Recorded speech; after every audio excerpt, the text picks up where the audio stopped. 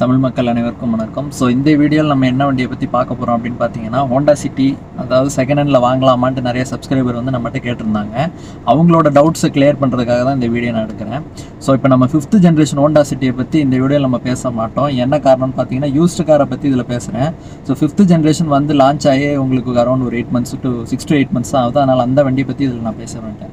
So உங்களுக்கு 4th generation Honda city வரைக்கும் வாங்கலாமா வேண்டாமான்றது இந்த வீடியோ முடிவு வரைக்கும் பாருங்கள். உங்களுக்கு கன்க்ளூஷன் வந்து தெளிவாக தெரிஞ்சிடும். ஸோ இப்போ 2009லேருந்து 2020 வரைக்கும் இருக்கிற ஹோண்டா சிட்டி எடுத்துக்கிட்டிங்க அப்படின்னா, உங்களுக்கு ஐவிடெக் 1.5 லிட்டர் இன்ஜின், உங்களுக்கு 5 ஸ்பீட் கியர் பாக்ஸோட உங்களுக்கு கொடுத்துருந்தாங்க. அந்த ஐவிடெக் இன்ஜின் வந்து நான் டர்போ இன்ஜின் தான். ஆனாலுமே வந்து உங்களுக்கு பெர்ஃபார்மன்ஸில் எந்த குறையுமே இருக்காது. 4 சிலிண்டர் யூனிட்டு. அதே மாதிரி ஒரு 7000 RPM வரைக்கும் நீங்கள் ரைஸ் பண்ணாலும் உங்களுக்கு எந்த ஒரு இஷ்யூமே இருக்காது. நல்ல க்ளீன் புல்லிங் பவர் வந்து உங்களுக்கு கிடைக்கும். நல்ல டார்க்கியான இன்ஜின் மாதிரி உங்களுக்கு இருக்கும். ஸோ ஆக்சிலரேஷன் கொடுக்க உங்களுக்கு வண்டியோட பிக்கப்பு பெர்ஃபார்மன்ஸ் வந்து நல்லாவே இருக்கிறது உங்களுக்கு நல்லாவே தெரியும்.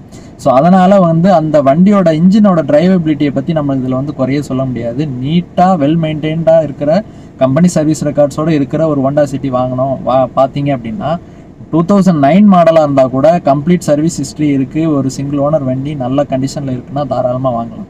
உங்களுக்கு வந்து அந்த மாதிரி மாடல்லாம் பார்த்தீங்கன்னா ரொம்ப ரேட்டும் கம்மியாக தான் இருக்கும். ஸோ அது மெயின்டெனன்ஸ் எல்லாம் நான் இப்போ பின்னாடி வர்ற இதில் சொல்கிறேன். ஸோ கான்ஸ் அண்ட் ப்ரோஸும் இதுலேயே உங்களுக்கு எக்ஸ்பிளைன் பண்ணிடுவேன்.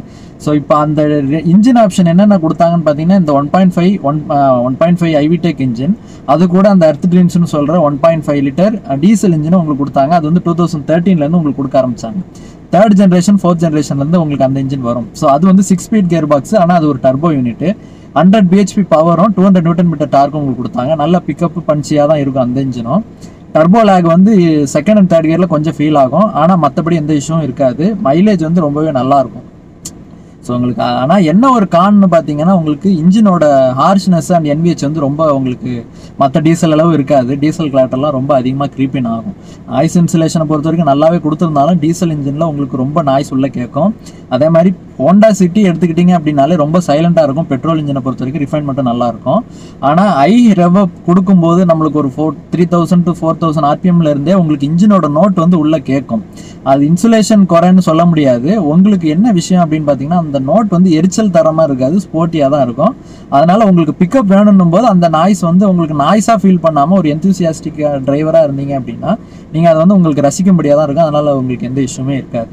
ஸோ இப்போ இந்த வண்டி வந்து கன்சிடர் பண்ணும்போது நம்மளுக்கு வண்டியில் என்னென்ன ப்ராப்ளம் வரும் அப்படின்னு பார்த்தீங்கன்னா, ஹோண்டா சிட்டியை பொறுத்த வரைக்கும் பார்த்தீங்கன்னா இன்சுலேஷன் லெவல் ஓவரால் ஃபயர்வால்லாம் நல்லா கொடுத்துருப்பாங்க. ஆனால் ரோட் நாய்ஸ் வந்து உங்களுக்கு 4th ஜென்ரேஷன் 3rd ஜென்ரேஷனில் கொஞ்சம் அதிகமாக க்ரீப்பின் ஆகும். ஸோ அதுக்கு தகுந்த மாதிரி டயர்ஸ் நீங்கள் யூஸ் பண்ணீங்க அப்படின்னா, உங்களுக்கு லெஸ் ரோட் நாய்ஸ் வர்ற மாதிரி டயர்ஸ் யூஸ் பண்ணிங்கன்னா உங்களுக்கு அந்த ரோட் நாய்ஸோட லெவல் வந்து கம்மியாக இருக்கும்.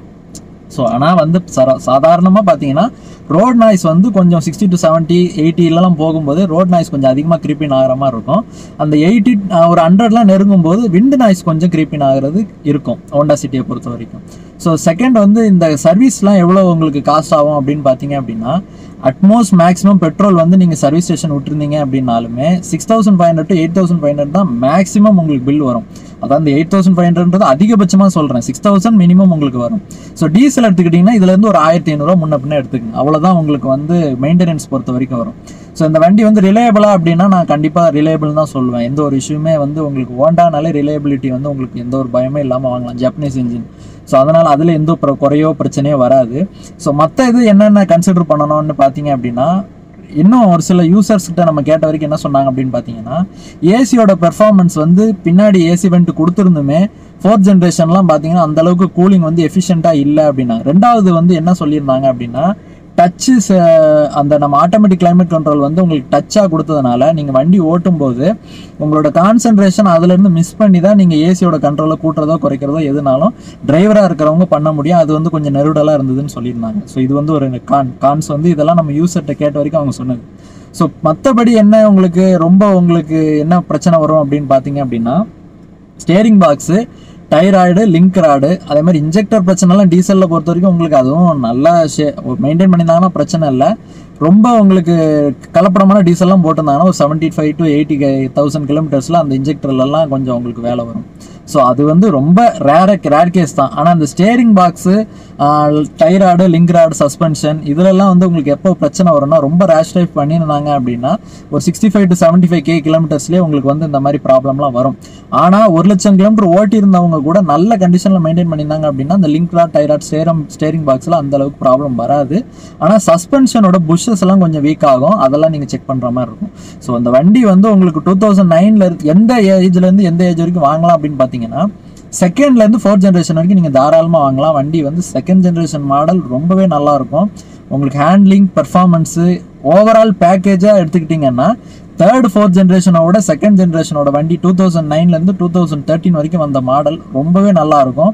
உங்களுக்கு வண்டியோட வெயிட்டும் கொஞ்சம் அதிகம். நீங்கள் கம்பேர் பண்ணிங்கன்னா உங்களுக்கே தெரியும். அதே மாதிரி பாடி ரோல்லாம் ரொம்ப உங்களுக்கு வெல் கண்டென்ட்டாக இருக்கும்.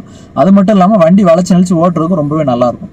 ஸோ இப்போ நீங்கள் வண்டி வாங்குறீங்க அப்படின்னு முடிவு பண்ணிட்டீங்கன்னா பெட்ரோல் ஆர் டீசல்னா உங்களுக்கு 2013 மேலே தான் உங்களுக்கு வந்தது 4th ஜென்லேருந்து, அதாவது 3rd ஜென்லேருந்து.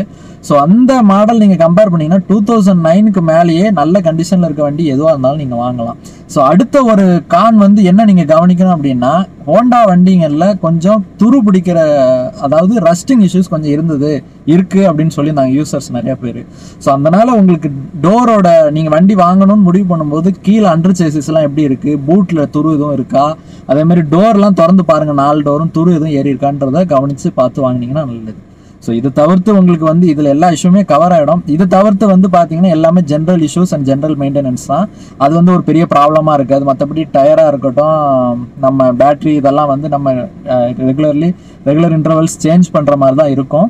ஸோ அதெல்லாம் வந்து கண்டிஷன் பேசிஸில் நம்ம சொல்ல முடியாது. மற்றபடி இந்த வண்டிக்கு என்னென்ன பிரச்சனை வரும், என்னென்ன கான் வரும்ன்றது இதுதான் விஷயம். ஸோ இதெல்லாம் கன்சிடர் பண்ணி உங்களுக்கு வண்டி வந்து ஓவரால் நல்லா இருக்குது அப்படின்ற பட்சத்தில் ஒரு மெக்கானிக், நல்ல டெக்னீஷியனை கூப்பிட்டு போய் வண்டியை செக் பண்ணி பார்த்து அதுவும் அவரும் ஒரு கிளாரிட்டி கொடுத்துட்டார் அப்படின்னா நீங்கள் கண்ணை மூடிட்டு வாங்கலாம். நீங்கள் எண்ணி கொடுக்குற காசுக்கு தாராள ஒர்த்தாக இருக்கும். இன்னொரு பாயிண்ட் நீங்கள் நோட் பண்ண வேண்டியது, உங்களுக்கு இப்போ ஒரு ஹோண்டா சிட்டி வாங்குறீங்க அப்படின்னும் போது கிட்டத்தட்ட உங்களுக்கு அவங்க கொடுத்து வாங்குற 14 லட்சம் 15 லட்ச ரூபா பெட்ரோல், 16 லட்ச ரூபாயிலேருந்து 17 லட்ச ரூபா டீசல் கொடுத்து அவங்க வாங்கியிருந்தாலும் top of the spec model நான் சொல்லும்போது, ஸோ VX அதெல்லாம் அதுக்கு கம்பேர் பண்ணும்போது நீங்கள் பார்த்தீங்க அப்படின்னா இந்த வண்டிங்க பொறுத்த வரைக்கும் உங்களுக்கு ரொம்பவே வந்து யூஸ்டு மார்க்கெட்டில் உங்களுக்கு ரீசேல் வேல்யூ வந்து உங்கள் சாதகமாக தான் இருக்கும். நீங்கள் கொஞ்சம் பேரம் பேசி முன்ன பின்னாலும் வாங்கலாம். ரொம்பவே வந்து உங்களுக்கு கிட்டத்தட்ட 10 லட்ச ரூபா 15 லட்ச ரூபா வண்டி வந்து நீங்கள் ஒரு 5-6 வருஷத்துலேயே நீங்கள் ஒரு 3ல் 1 பங்கு ரேட்டில் அவங்க கொடுப்பாங்க. அதை கொடுக்குறாங்க. சேல்ஸ் அவ்வளோதான் உங்களுக்கு வந்து யூஸ்டு கார் மார்க்கெட்டை பொறுத்துக்கு ரீசேல் இருக்குது. ஸோ அதெல்லாம் கன்சிடர் பண்ணும்போது நீங்கள் எண்ணி கொடுக்குற காசுக்கு தாராளமான வண்டின்னு சொல்லலாம். ஸோ இதெல்லாம் வந்து கன்சிடர் பண்ணுங்கள் வண்டி வாங்கும்போது. இந்த வீடியோ உங்களுக்கு பிடிச்சிருக்குன்னு நினைக்கிறேன். நான் அப்லோட் பண்ண மற்ற வீடியோஸும் என் சேனல் லிஸ்ட்டில் இருக்குது, மறக்காமல் பாருங்கள். எனக்கு தொடர்ந்து சப்போர்ட் பண்ணுங்கள். தேங்க்யூ.